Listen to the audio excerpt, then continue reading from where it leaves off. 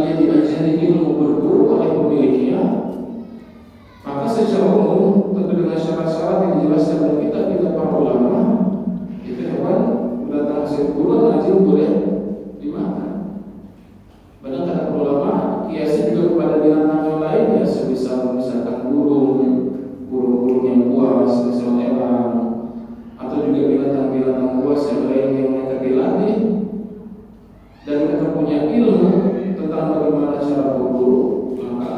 hasil buruannya menjadi halal.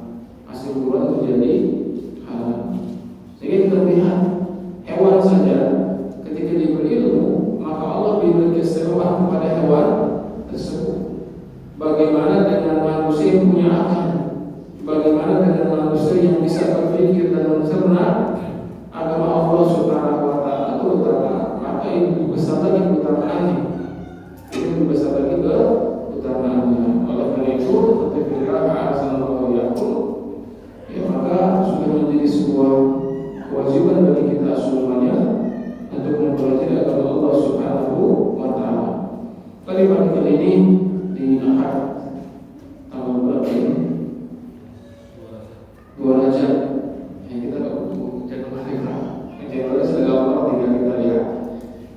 Tanggal 2 Rajab ya, 1445 Hijriah. Kita berada di salah satu bulan dari bulan haram. Itu bulan yang dimuliakan oleh Allah Subhanahu wa taala. Bulan yang dimuliakan Allah Subhanahu wa taala. Allah Subhanahu wa taala berfirman, "Inna iddatash-shuhuri 'inda Allahi 12 fi kitabillahi yawma khalaqas samawati wal ardi minha arba'atun hurum." Kata Allah Subhanahu wa taala, sesungguhnya bilangan bulan di sisi Allah Subhanahu wa taala itu ada 12. Tentunya masuk bulan di sini adalah bulan Qamariyah, bulan Hijriyah. Ya, sekarang kita berada di bulan apa tadi? Bulan Rajab. Allah menciptakan bulan ini ada 12 semenjak Allah menciptakan langit dan bumi. Apa saja bulan ini? Dalam Islam, bulan Islam apa saja, Pak? Bulan Haram, bulan Haram, kemudian Syawal, Muharram, Syawal, Safar, Muharram, Safar, Jumada atau Rabi dulu? Rabi atau Jumada dulu, Pak? Rabiul Awal, kemudian Rabiul Tsani, kemudian Jumada Ula, kemudian Jumada Tsaniyah, kemudian habis Jumada Tsaniyah apa? Rajab, Sya'ban, Ramadan, Syawal, Zulqa'dah, Zulhijjah. Ini kita mesti ingat ya, ingat baik-baik.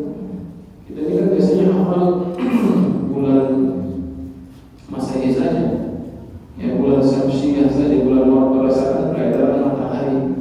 Padahal seharusnya kaum muslimin memberikan perhatian besar kepada bulan Hijriyah, Qamariyah. Karena beberapa bulan yang namanya ibadah dalam agama Islam atau beberapa perkara dalam agama Islam ini berkaitan dengan bulan Hijriyah, bukan berkaitan dengan bulan Masehiyah, bukan bulan Syamsiyah. Sekarang kalau kita mau berbicara tentang sholat Ramadan, ini di bulan apa? Bulan Ramadan. Ya, bulan Ramadan, bukan bulan Januari, Februari, tapi bulan Ramadan. Kita kalau mau berbicara tentang haji, maka apa bulan haji? Ya, ini bulan-bulan haji, mulai dari Syawal, ya, kemudian Zulqa'dah, Zulhijjah, atau lebih tepatnya ibadah haji di bulan Haji Zulhijjah. Kemudian kalau kita mau berbicara tentang perkara-perkara yang lain, ya, semisal kita sekarang sedang bahas tentang zakat. Salah satu syarat zakat adalah haul. Ya, kita punya harta tersimpan misalkan, kapan dikeluarkan zakatnya? Setelah 1 haul, setelah 1 tahun. 1 tahun ini 1 tahun apa? 1 tahun Hijriyah. Maka ketika seorang misalkan menyimpan harta emas mulai dari tanggal 2, ya 2 Rajab ini telah sampai nisab, maka dikeluarkan nanti kapan? Tahun depan, tanggal 2 Rajab 1446 Hijriyah. Maka pengetahuan kita tentang bulan-bulan Hijriyah ini penting. Bahkan dalam masalah perceraian pun, ya sebagian kasus perceraian terutama masa iddahnya perempuan ini berkaitan dengan bulan Hijriyah. Perempuan kalau diceraikan melahirkan berapa iddahnya?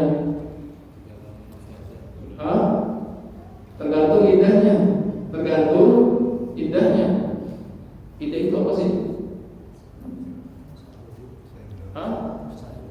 Masa tenggang apa Pak?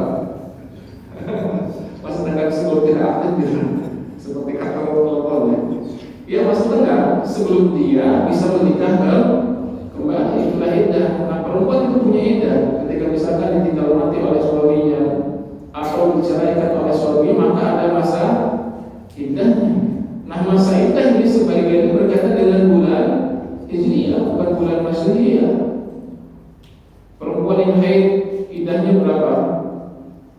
Perempuan yang masih haid, ya, kemudian ditinggal mati suaminya, iddahnya berapa lama? 4 kali apa? Bukan 3 kali, kebanyakan Pak. 3 kali masa haid. 3 kali masa haid. Maka ketika seorang perempuan misalkan dalam keadaan suci, kemudian suaminya meninggal, dia nunggu sampai 3 kali haid. Suaminya meninggal, kemudian misalkan datang haid, itu haid yang pertama. Suci lagi, kemudian haid, itu haid yang kedua. Suci lagi, kemudian haid, itu yang ketiga. Baru setelah haid yang ketiga dia bisa menikah. Tapi tidak ada hubungan dengan bulan Hijriah. Tidak ada hubungan bulan Hijriah. Atau misalkan seorang perempuan yang diceraikan atau tinggalkan oleh mati suami, sedangkan dia sudah menopause, tidak haid lagi. Atau seorang perempuan yang menikah sedangkan dia belum haid, kemudian ditinggal mati oleh suaminya, berapa lama iddahnya?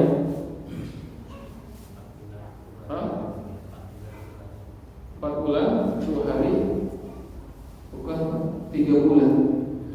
3 bulan. Masa iddahnya 3 bulan. 3 bulan ini 3 bulan apa? 3 bulan Hijriah, bukan 3 bulan Masehi. Maka yang menikah itu mesti paham, atau yang subhanallah kita ada yang mengatakan bercerai dalam masa iddah, ngitung iddah itu bukan dari bulan Masehi, tapi dari bulan Hijriah. Dari bulan Hijriah. Maka kalau sekarang tanggal 2 apa ini? 2 Rajab, maka 3 bulan itu tanggal berapa berarti?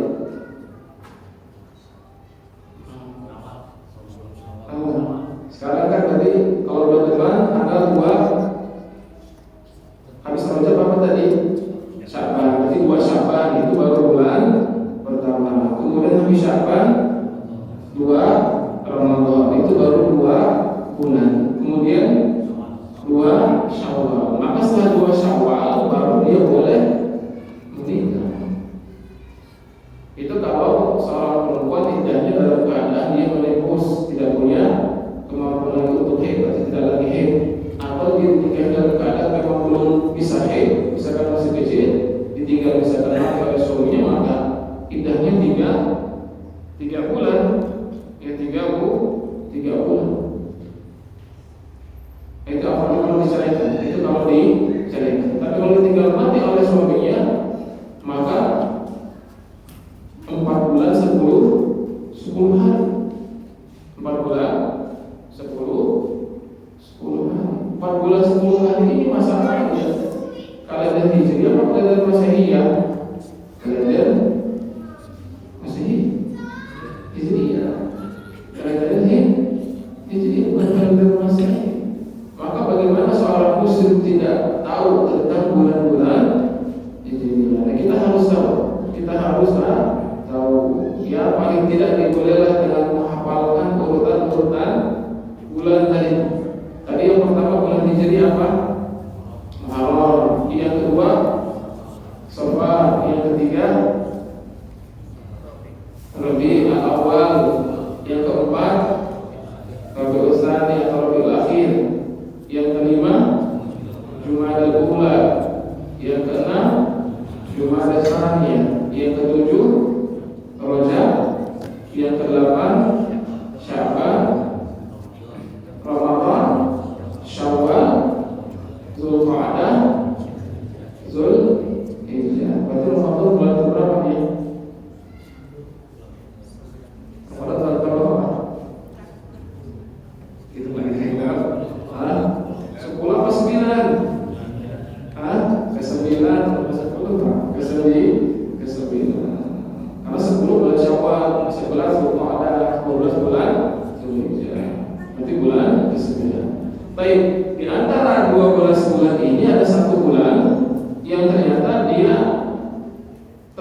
termasuk bagian dari bulan yang haram, bulan dimuliakan Allah Subhanahu wa taala. Bulan apa itu? Itu bulan Rajab. Itu bulan Rajab. Bulan haram itu ada empat. Bulan haram, bulan disucikan oleh Allah Subhanahu wa taala, dimuliakan oleh Allah wa taala ada empat. Tiga berurutan, satu terpisah. Yang tiga ini apa? Yang tiga ini adalah Zulqa'dah, biar berurutan gampang Pak. Ke-11 Zulhijjah, Zulqa'dah, ke-12 Zulhijjah, ke-1 Muharram. Berarti 3 bulan kata para ulama berurutan: Zulqa'dah, Zulhijjah, Muharram. Satu terpisah. Apa itu yang terpisah? Itu bulan Rajab. Jadi bulan haram ada 4: Zulqa'dah, Zulhijjah, Muharram, satu lagi Rajab. Nah, karena kita berada di bulan Rajab, ini bulan yang dimuliakan oleh Allah Subhanahu wa taala. Minha arba'atun hurum, kata Allah Subhanahu wa taala, dari 12 bulan itu ada 4 bulan yang dia dimuliakan. Nah, oleh karena itu bulan ini kata para ulama, ketika kita berbuat pahala kebaikan, maka akan dilipat gandakan amalan-amalan kebaikan yang kita kerjakan di bulan tersebut. Dan sebaliknya pula, ketika kita berbuat maksiat, maka akan dilipat gandakan pula dosa dari maksiat yang kita kerjakan. Oleh karena itu Allah Subhanahu wa taala menutup ayat ini ketika Allah menyebutkan tentang 12 bulan ini, 4 di antara bulan haram. Maka kata Allah Subhanahu wa taala, "Fala tazlimu fihinna anfusakum." Kata Allah Subhanahu wa taala, janganlah kalian berbuat zalim di bulan-bulan haram tersebut. Sehingga ikhwatillah sallallahu yaqul, karena kita berada di bulan yang dimuliakan Allah Subhanahu wa taala ini, itu bulan Rajab, maka perlu menasihatkan yang pertama, perbanyaklah kita beribadah di bulan Rajab. Secara umum perbanyaklah ibadah pada Allah Subhanahu wa taala di bulan Rajab. Maka tingkatkan ibadah kita. Mungkin baca Al-Qur'an kita, mungkin hafalan Al-Qur'an kita, mungkin salat kita, mungkin saum kita, mungkin sedekah kita. Maka tingkatkan di bulan Muharram yang bulan Rajab ini di antaranya. Kemudian yang kedua, hindarilah dari perbuatan maksiat. Karena sebagaimana dosa ditingkatkan oleh Allah Subhanahu wa taala, pahala ditingkatkan oleh Allah Subhanahu wa taala, maka dosa juga ditingkatkan oleh Allah Subhanahu wa taala. Kemudian pertanyaannya, apakah ada amalan khusus di bulan Rajab? Wallahu a'lam, jawabannya tidak. Tidak ada amalan khusus apapun di bulan Rajab. Kenapa? Karena kata ulama, adapun dalil menyebutkan tentang keutamaan amalan-amalan tertentu di bulan Rajab, maka tidak ada satupun hadis yang sahih. Tidak sahih, tidak hasan, maka juga tidak dhaif. Ya, tidak dhaif. Sehingga tidak ada satu amalan khusus yang bisa kita khususkan kita kerjakan di bulan Rajab. Amalan apa kalau begitu? Amalan apa saja secara umum.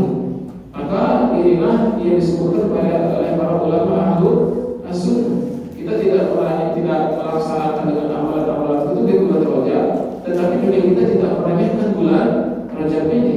Sehingga kita menghidupkan bulan Rajab ini dengan amalan-amalan ibadah secara umum, dalam memperbanyak amalan ibadah dan berusaha menghindari perbuatan dosa dan maksiat.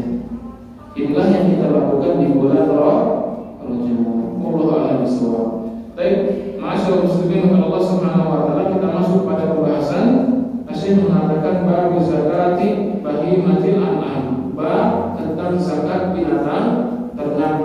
Dan binatang ternak di sini masuknya cuma 3 saja. Yaitu yang pertama adalah unta, dan yang kedua apa? Ayam, sapi, yang ketiga kambing. Jadi cuma 3 ini saja. Binatang ternak itu yang dikeluarkan zakatnya cuma dari 3 binatang ini. Yang pertama adalah unta, yang kedua adalah sapi, dan yang ketiga adalah kambing. Dan para ulama ketika mereka membahas tentang zakat binatang ternak, mereka biasanya memulai dari pembahasan tentang onta. Kenapa onta didahulukan?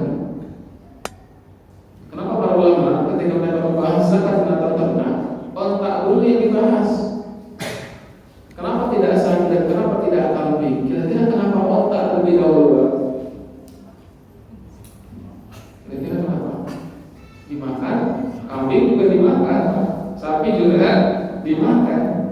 Tapi kenapa kok onta yang lebih dahulu dibahas oleh para ulama? Kira-kira kenapa? Yang terbesar, gajah juga besar lah. Gajah juga besar, sapi juga besar. Bahkan kan ada sapi limusin ya. Yang harganya berapa ada sapi limusin? 50 juta mungkin ada ya. 50 mungkin sampai 100 juta atau mungkin sampai 200 juta mungkin ada. Tapi sapi limusin, sapi dari bahas pertama kali. Para ulama justru bahas tentang onta. Kenapa onta?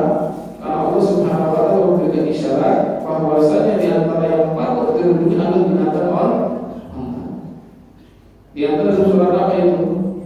Afala yanzuruna ilal ibili kaifa khuliqat. Surat apa ini? Al-Syiqaq, Al-Ghasyiyah, Al-Syiqaq, surat Al-Ghasyiyah. Ini ikhwan ini kita sama Ahmad ini. Al-Ghasyiyah. Afala yanzuruna ilal ibili kaifa khuliqat. Apakah mereka tidak melihat kepada binatang onta bagaimana mereka diciptakan? Sehingga Allah Subhanahu wa taala memberikan isyarat kepada kita, termasuk binatang yang patut kita renungkan adalah onta. Tentu bukan berarti kita tidak boleh merenungkan binatang yang lainnya, Pak. Ya, perenungan yang sampai kepada kebesaran Allah Subhanahu wa taala bukan berarti tidak boleh merenungi ayam, tidak boleh merenungi semut misalkan, atau tidak boleh merenungi lalat, tidak boleh. Tetapi di antara binatang yang patut pertama kali kita renungkan adalah onta. Lalu memang kenapa dengan onta ini? Kata para ulama, ini disebutkan oleh Al-Imam Al-Qurtubi. Ya, beliau mengatakan li'anna duruhu arba'atun. Karena binatang onta ini punya 4 kelebihan yang tidak ada pada binatang yang lainnya. Apa kata beliau? Beliau mengatakan halubah yang pertama, karena onta ini bisa diambil air susunya. Ini yang pertama. Warqubah, kemudian onta ini bisa ditunggangi. Wa'akulah, kemudian onta ini bisa dimakan dagingnya. Wahamulah, kemudian onta ini bisa dipakai untuk mengangkut barang-barang. Karena 4 keutamaan inilah, karena 4 hal inilah, onta lebih diutamakan dibandingkan binatang yang lainnya. Dia diambil susunya, dia diambil dan dimakan dagingnya, dia bisa ditunggangi oleh manusia, dia bisa dipakai untuk membawa barang. Ada tidak binatang yang bisa punya 4 karakter ini, Pak? Sapi tidak bisa, Pak. Memang ada sapi ditunggangi secara umum ya. Kalau secara khusus atau secara kebiasaan untuk orang mungkin ada. Tapi secara umum apakah sapi ditunggangi? Enggak.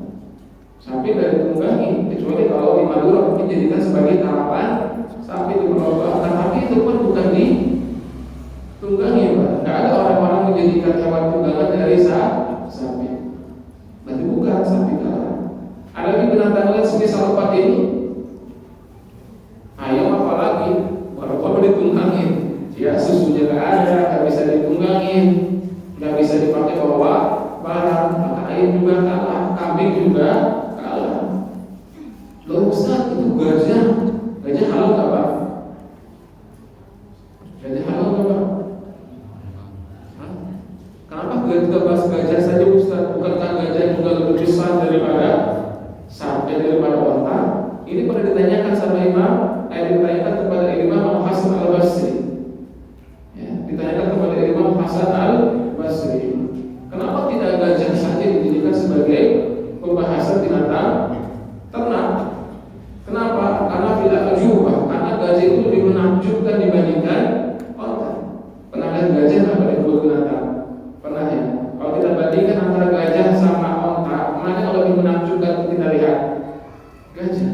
Tapi kenapa gajah tidak dibahas oleh para ulama? Kenapa? Al-Imam Al-Hasan Al-Basri ketika ditanya termasuk kata beliau, ya, al-arabu ba'idatul ahdi. Kata beliau, orang Arab itu tidak kenal dengan yang namanya gajah. Maka di Arab itu tidak ada yang namanya gajah. Gajah itu termasuk binatang asing di antara mereka.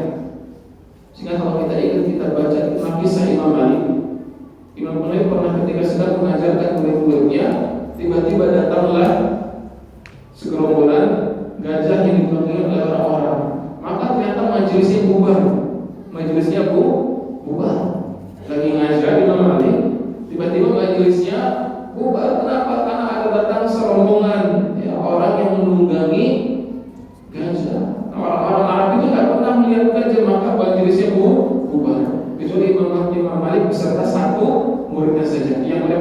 duduk tetap di majelis tersebut. Selebihnya bubar dengan gajah. Kenapa? Gajah itu bukan binatang dikenal oleh orang Arab. Ini alasan pertama.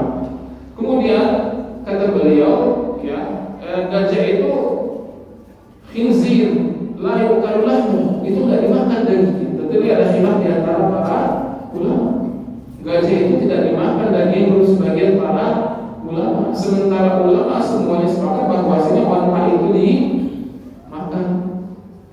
Dan ada para ulama yang menyelisih pendapat bahwasanya onta tidak boleh dimakan, onta boleh dimakan. Tapi dalam masalah gajah, ternyata para ulama khilaf apakah gajah boleh dimakan apa tidak boleh dimakan. Sebagian ulama mengatakan boleh dimakan, sebagian mengatakan tidak boleh dimakan. Kenapa tidak boleh dimakan? Karena dia punya taring. Tapi kenapa dia boleh mengatakan boleh dimakan? Karena kalaupun dia punya taring tersebut bukan untuk membunuh mangsa. Karena syarat binatang itu haram apa Pak? Salah satunya kalau dia punya taring dan dengan taring tersebut dia membunuh mangsanya dan dimakan kemudian. Itulah namanya binatang yang buas haram untuk dimakan. Berarti kucing haram dimakan tidak Pak? Kucing haram dimakan tak? Kenapa haram dimakan? Salah satu alasan karena dia punya taring yang dengan taringnya dia membunuh mangsanya kemudian dimakan, maka kucing haram dimakan. Anjing haram dimakan tidak? Haram. Kenapa haram dimakan? Salah satu alasan karena dia punya taring yang dengan taringnya membunuh mangsanya kemudian dimakan. Ular haram tidak? Haram. Kenapa haram? Salah satu alasan karena dia punya taring yang dengan taring itu dia membunuh mangsanya kemudian dimakan. Burung elang haram tidak Pak? Burung elang haram tidak? Kita nggak ada burung elang, tapi kalau misalnya tahu kan burung elang ya haram tidak kita makan. Kenapa haram? Karena punya cakar yang dengan cakar tersebut dia membunuh mangsanya kemudian dia makan. Itu definisi binatang haram. Ayam haram nggak? Ayam haram nggak Pak? Kenapa nggak haram? Cakarnya untuk ngorek-ngorek cari makanan, bukan untuk membunuh mangsanya. Itulah bedanya. Makanya ayam nggak ada kan ayam membunuh mangsa pakai cakarnya, ada nggak Pak? Nggak ada. Dia ngorek-ngorek masih mantengin pakai mulutnya, atau kalaupun dia makan cacing nggak sih? Dia makan cacing itu kan langsung dimakan. Enggak dia patok, enggak dia cakar dulu dengan cakar ya, tapi langsung dimakan. Sehingga ayam itu bukan binatang buas. Ayam itu bukan binatang buas. Nah kembali lagi, gajah berarti binatang buas tidak? Binatang buas nggak Pak? Bukan. Kenapa? Karena meskipun dia punya taring, tapi dia tidak membunuh mangsa dengan menggunakan taring tersebut. Karena gajah tidak makan daging. Gajah kan makannya tanaman-tanaman. Berarti Ustaz mendukung makan gajah itu lain lagi Pak. Ya, itu lain lah. Kita sedang berbicara dari sisi syariat. Pemerintah kan tidak membolehkan, itu lain urusan. Ya, pemerintah tidak membolehkan kita menghilangkan nyawa gajah, itu lain urusan. Tapi kita berbicara dari sisi syariat, apakah boleh? Terus sebagian boleh, terus sebagian boleh. Nah kalau terjadi perselisihan seperti itulah, gajah tidak mungkin sama dengan onta. Apalagi gajah tidak punya susu yang bisa diminum. Apalagi gajah kata ulama bukan termasuk binatang tunggangan, sehingga dari sini tidaklah sama antara gajah dengan onta. Maka wallahu a'lam bishawab, para ulama ketika mereka membahas pembahasan binatang ternak, yang pertama kali diboleh adalah binatang binatang onta. Maka kalau muslimin kepada Allah Subhanahu wa taala, kemudian dimaksud dengan binatang ternak itu adalah binatang ternak yang dikembangbiakan dengan cara digembalakan dengan cara digembalakan. Sehingga kalau bukan dengan cara digembalakan, Ada tidak zakat binatang ternaknya? Sehingga kalau tidak digembalakan, ada apa tidak zakat binatang ternaknya? Ini sepertinya bukan para peternak ya. Sekali lagi, yang namanya binatang ternak adalah binatang yang digembalakan. Digembalakan itu apa sih? Dicarikan makan? Bukan. Dianon, dilepaskan di padang rumput, makan sendiri, itulah yang namanya digembalakan. Nah, binatang seperti inilah kalau ada onta digembalakan, kalau ada sapi digembalakan, kalau ada kambing digembalakan di padang rumput, inilah yang namanya ada zakat binatang ternak. Berarti kalau kita punya kambing, kita simpan di kandang, kemudian kita lepaskan, itu binatang ternak bukan yang ada zakatnya. Kita lepaskan pada rumput biar dia makan sendiri, meskipun kita simpan di kandang ketika malam misalkan, itu binatang ternak yang ada zakatnya tidak? Itu binatang ternak yang ada zakatnya.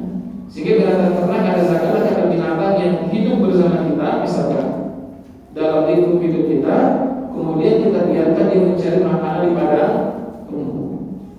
Terus bagaimana kalau makanannya kita carikan seperti yang kita lihat kebanyakan sekarang?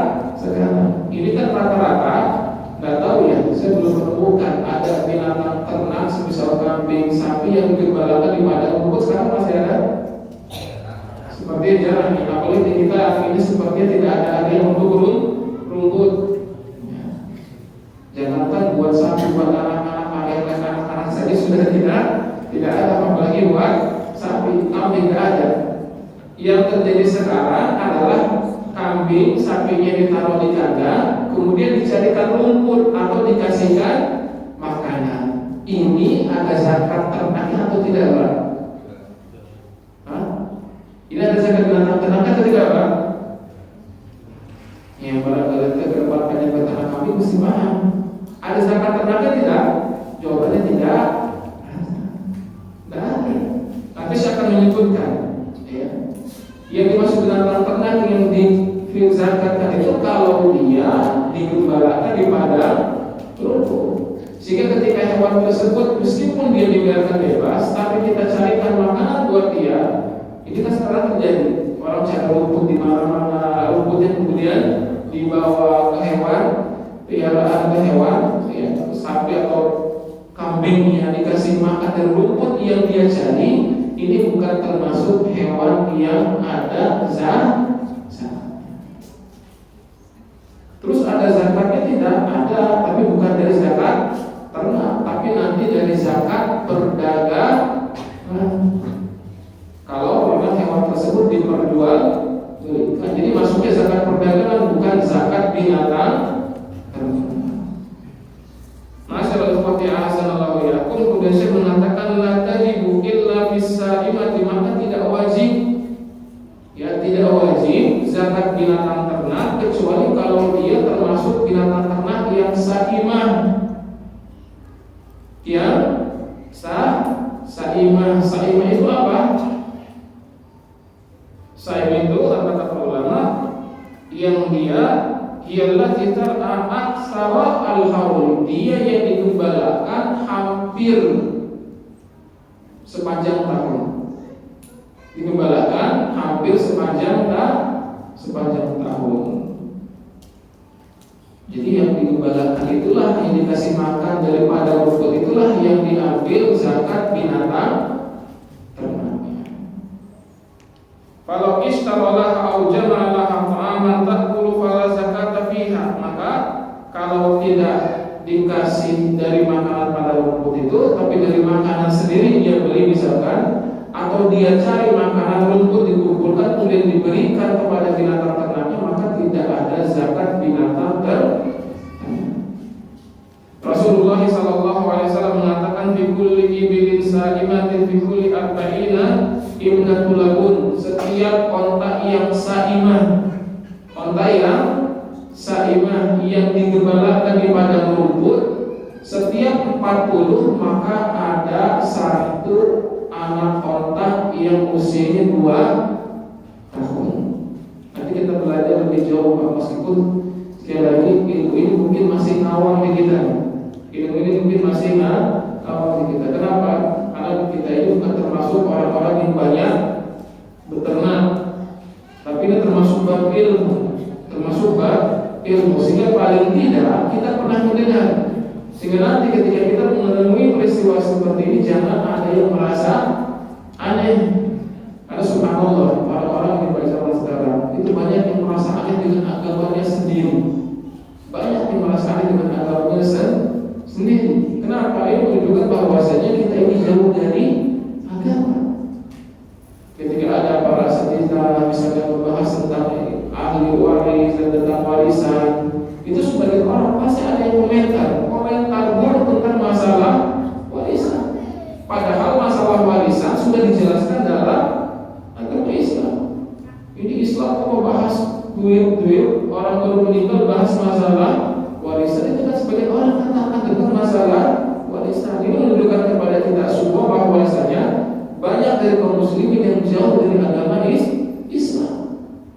Padahal masalah warisan di antaranya sudah dibahas oleh Allah Subhanahu wa Ta'ala, bahkan sudah sangat detail.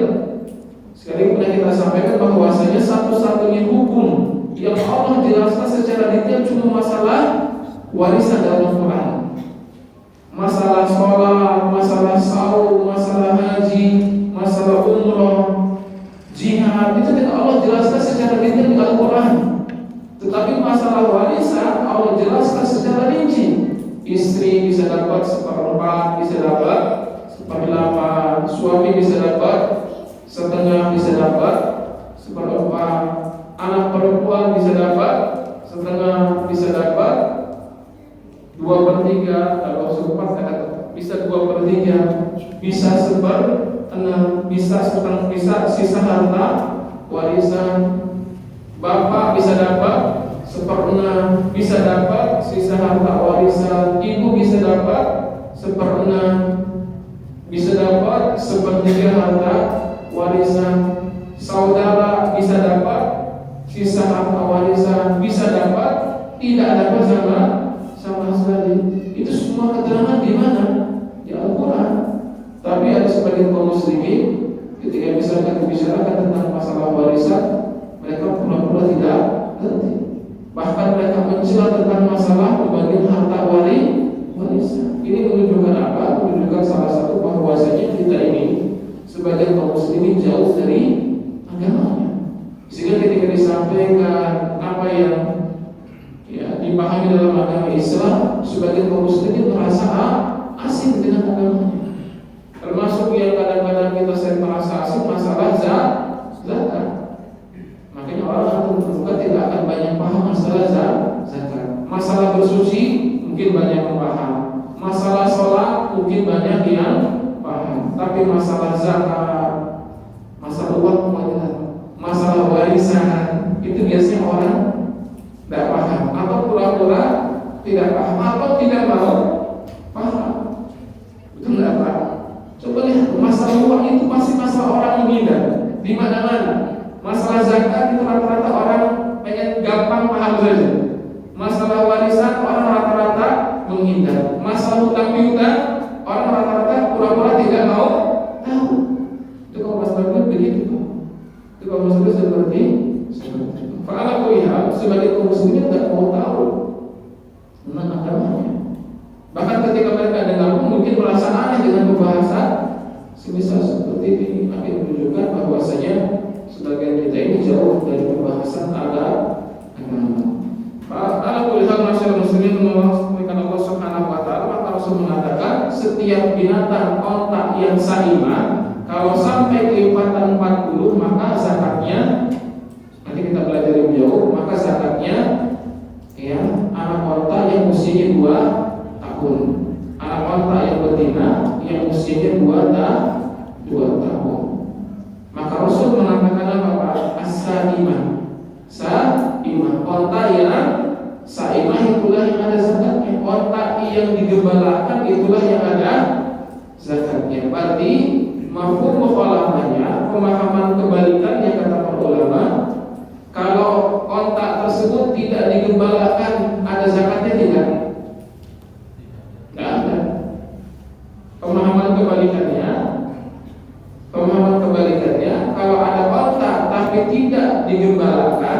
tidak kasih makan di padang rumput, maka tidak ada zakatnya.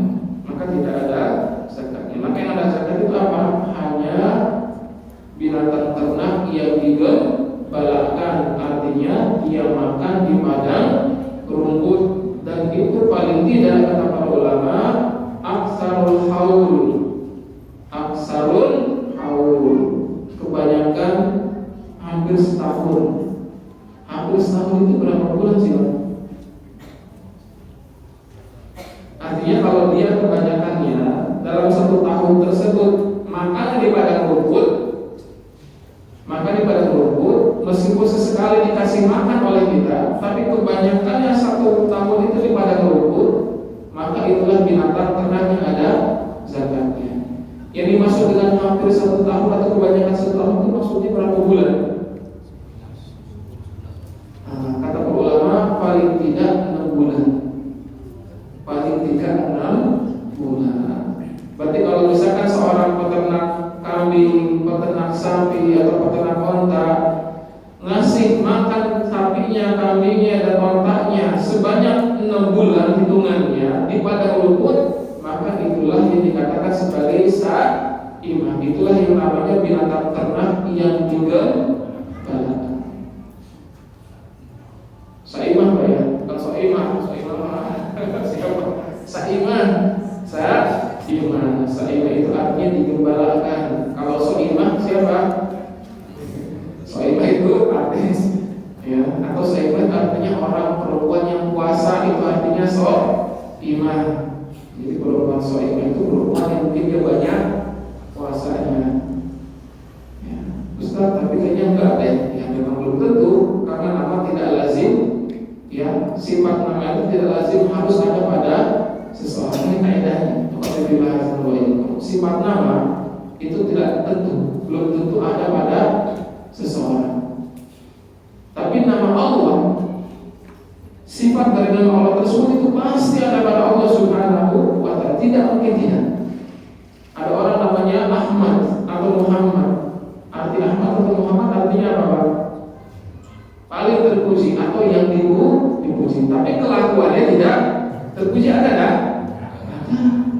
Ustaz, kok namanya bagus, Ahmad, Muhammad dan seterusnya, bahkan misalkan nama-nama Nabi, kok kelakuannya nggak kayak Nabi ya? Ya karena memang sifat dari nama tersebut itu belum tentu ada pada dari orang yang diberikan nama dengan nama tersebut. Belum tentu namanya bagus, tapi belum tentu.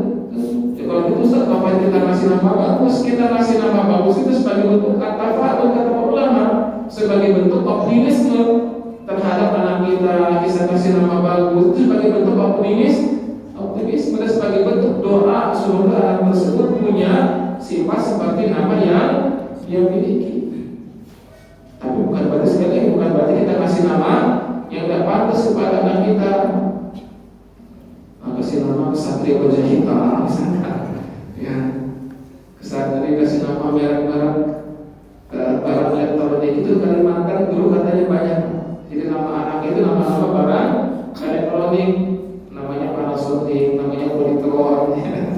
Atau nama film-film itu ada ya. Satria Wajah Hitam saya lihat aja itu RX King, namanya RX King. Atau namanya paduan dari nama yang bagus dan nama khayalan. Saya pernah baca Muhammad Ugiyaki. Apa siapa itu? Muhammad bagus Pak, tapi Ugiyaki apa siapa itu nama karakter fisik dalam cerita kartun anak. Nah, ini saya Pak, kalau kita kasih nama anak seperti ini ya. Maka kasih nama yang baik saja. Kasih nama yang baik saja. Dan kalau sudah kasih nama. Dan perhatikan ketika kita bebas sedikit, kita kasih nama yang tidak ada kaitan dengan misalkan familia. Ada teman kita namanya, atau saya namanya siapa lupa. Cuman ada di belakangnya ada Al-Ghifari, ada kata Al-Ghifari. Ghifari itu nama kabilah, nama kabilah. Maka ditanya oleh dosen kami di orang Saudi, Al-Anta bin Ghifari, kata dia, atau dari dari kabilah Ghifari. Kalau Syekh kata dia, loh kenapa kok namanya Al-Ghifari? Yang kata dari orang tua saya, Al-Ghifari itu nama kabilah. Sehingga kalau ada nama orang Indonesia Al-Ghifari, berarti jangan-jangan dia dari kabilah Ghifari di Arab sana. Ini sebenarnya maksudnya baik, tapi penggunaannya salah, tidak pas. Maka kalau kita mau kasih nama baik-baik, lihat namanya maksudnya apa. Ini nama bukan cuma sekedar Arab. Ya karena dengarnya bagus, orang langsung dipakai Ghifari. Ghifari bagus nama kabilah, tapi apa maksudnya? Tidak tahu kita. Siti Utomah ada dengan nama perempuan Siti Utomah. Utomah ini kayaknya bagus ini. Apa itu Utomah Pak? Api yang menyala-nyala, api neraka yang menyala. Ya, Utomah bagus, tapi maksudnya mana dia jelek. Maka kalau kita mau kasih nama anak kita, perhatikanlah asal usul nama ini, makna nama ini, bagaimana penggunaannya. Ada nama Arab itu yang kadang di kita untuk laki-laki, tapi di sana untuk perempuan. Contohnya nama apa? Iman. Iman itu nama perempuan. Iman itu nama perempuan. Maka kita kalau pergi ke Timur Tengah ketemu sama Iman, itu pasti perempuan semuanya Pak. Tapi kalau di sini Iman nama apa? Nama laki-laki. Nama laki-laki Nur Iman. Itu laki-laki. Padahal sana Iman itu nama perempuan, bukan nama laki-laki. Atau kalau di sana nama laki-laki, tapi kita disangka perempuan, seperti nama Maisarah. Maisarah laki-laki atau perempuan? Laki-laki, bukan perempuan, tapi di kita jadi perempuan.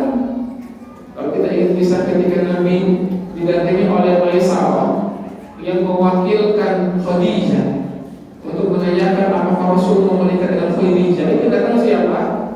Maisarah, laki-laki, bukan perempuan, datang kepada Nabi. Maka dosa kecilnya kok perempuan, katanya nggak boleh melamar laki-laki, tapi kok ini yang diutus perempuan? Ternyata Maisarah itu nama laki-laki Pak, bukan nama perempuan. Jadi Maisarah itu bukannya Khadijah, laki-laki. Maka dia datang kepada Rasul. Jadi Maisarah itu nama laki-laki. Maka kita kembali lagi, perhatikan penggunaan nama ini, penggunaan nama ini. Dari sampai mana saya masalah nama?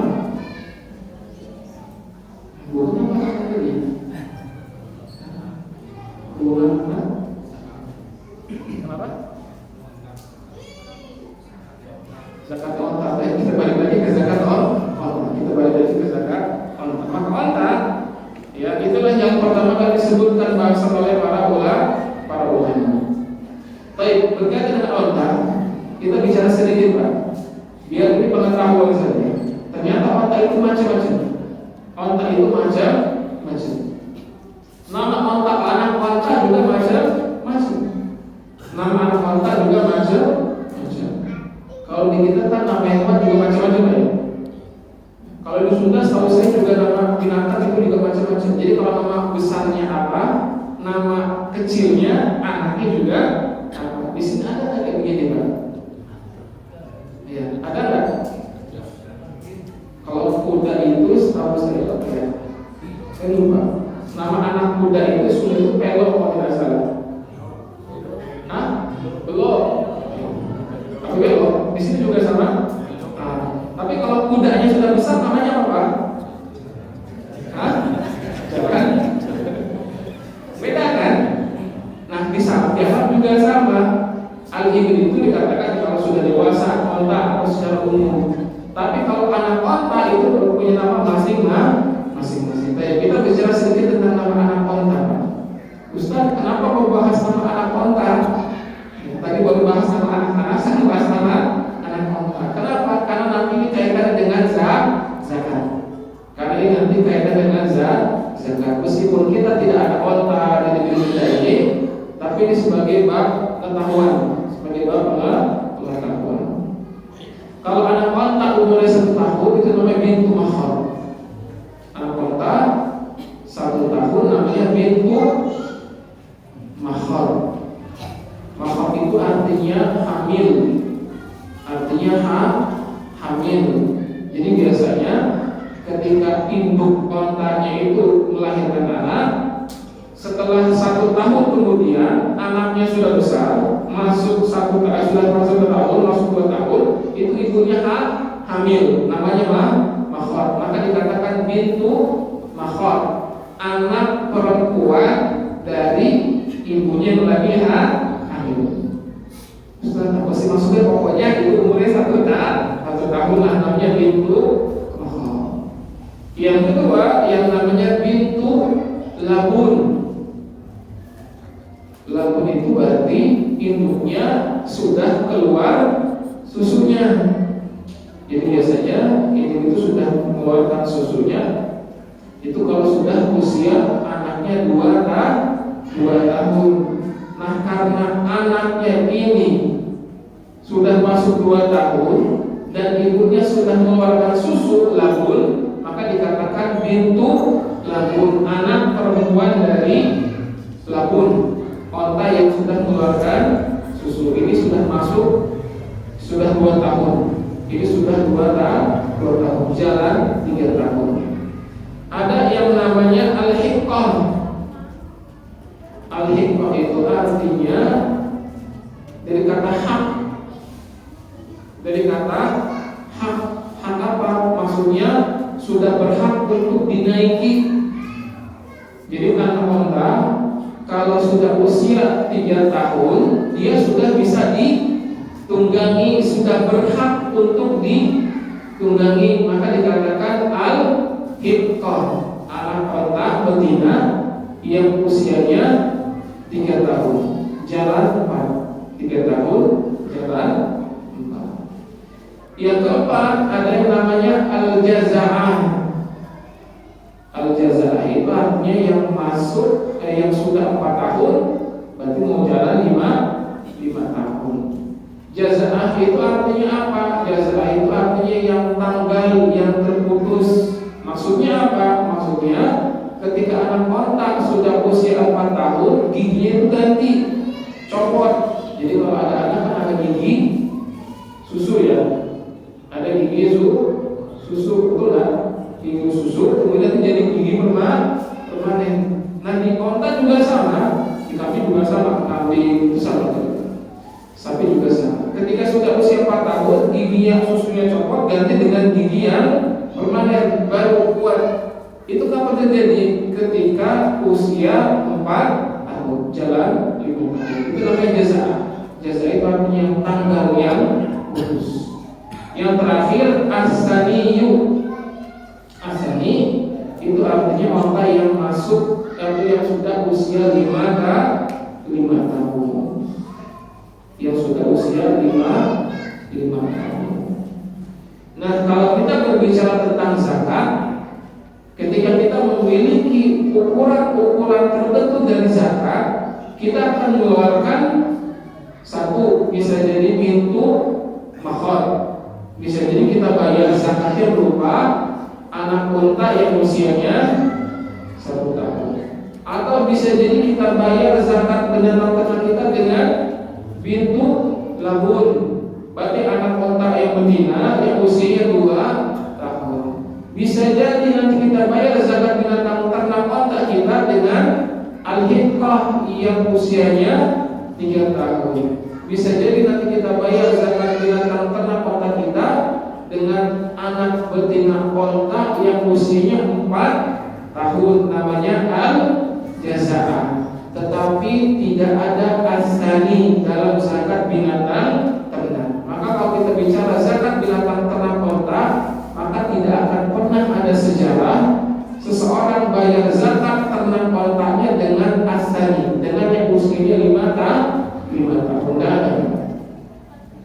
Terus as-sani ini di mana dibahas nanti kalau kita bahas tentang binatang korban. Syarat binatang korban itu kalau korban onta ya. Ini pengetahuan. Onta itu bisa kita jadikan binatang korban kalau sudah masuk as-sani, kalau sudah masuk usia 5 tahun. Kita nggak bakal paham, maka kita nggak pernah binatang onta, kita nggak pernah ya. Di sini ada nggak ternak ya namanya korban onta? Nggak ada ya. Setahu saya tidak ada. Nah, kalau ada,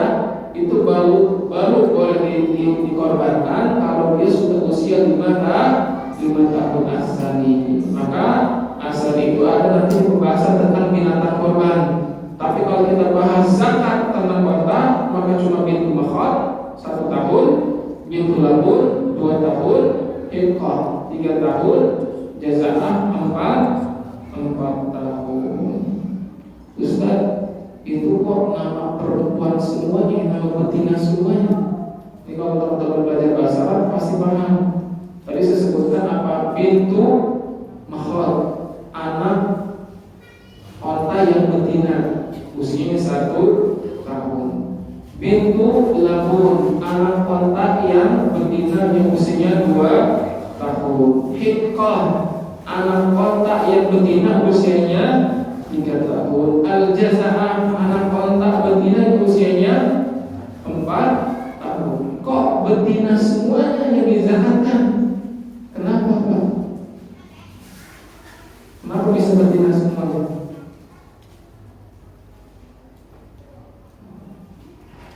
Ini kan kita bukan peternak sekali lagi, ya, karena ya ternak onta jantan itu lebih mahal daripada onta betina.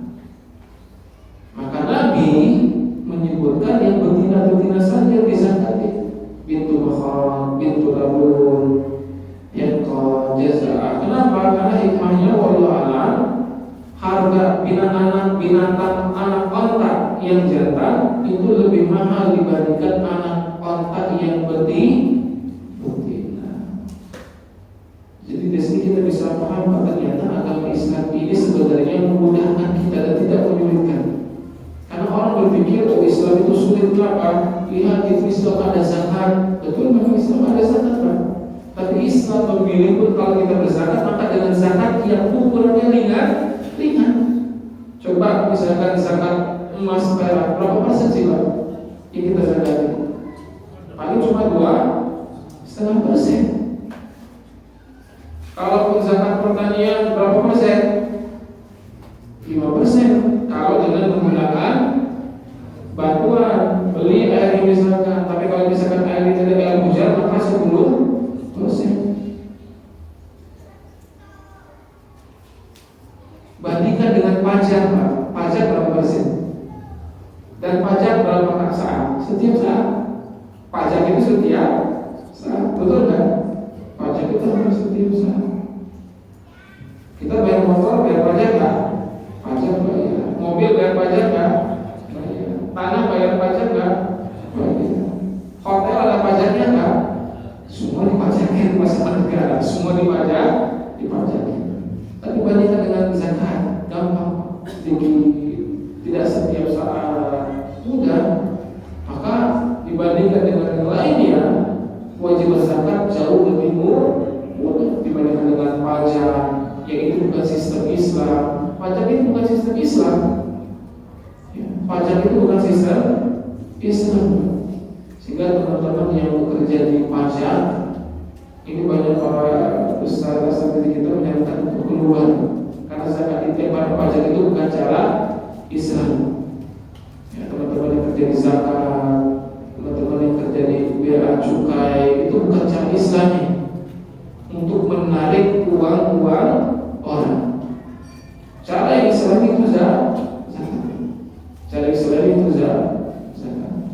Baik, lagi maka ketika harga anak onta betina lebih murah dibandingkan anak onta laki-laki, maka itulah yang dijadikan sebagai zakat kita.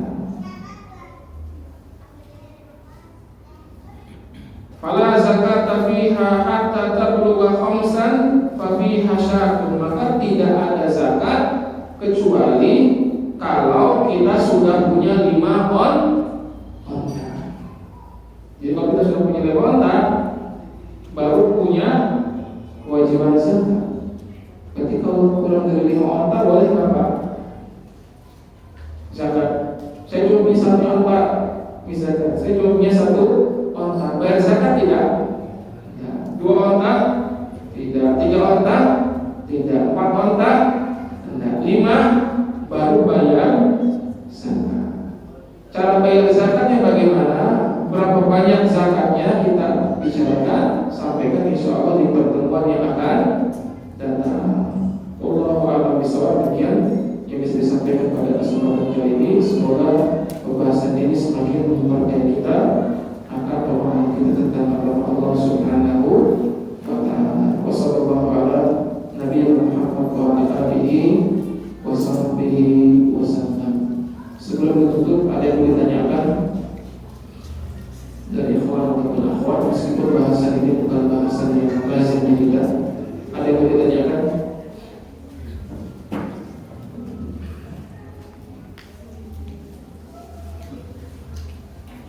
Tidak ada. Baik. Kalau tidak ada yang pernah mantap, maka tidak ada yang bertanya. Mungkin nanti kalau ada masalah atau ada tanyakan, kita coba sampai di sini. Dan insyaallah kita sambung di pertemuan selanjutnya. Kita akan bahas sekali lagi bagaimana ya cara membayar otak. Karena tadi dibilang ya minimal itu di stoknya. Kalau sudah di 5 otak baru kita bayarkan zakatnya. Dan 5 ini maksudnya apa? Apakah 5 ini harus 5 otak yang dewasa atau boleh bercampur? Misalkan ada otak yang dewasa, ada otak yang masih anak-anak, ada otak yang sakit, ada otak yang sehat. Apakah boleh bercampur seperti ini? Atau khusus otak yang dewasa dan sehat saja? Nanti insyaallah kita bahas di pertemuan selanjutnya. Wassalamualaikum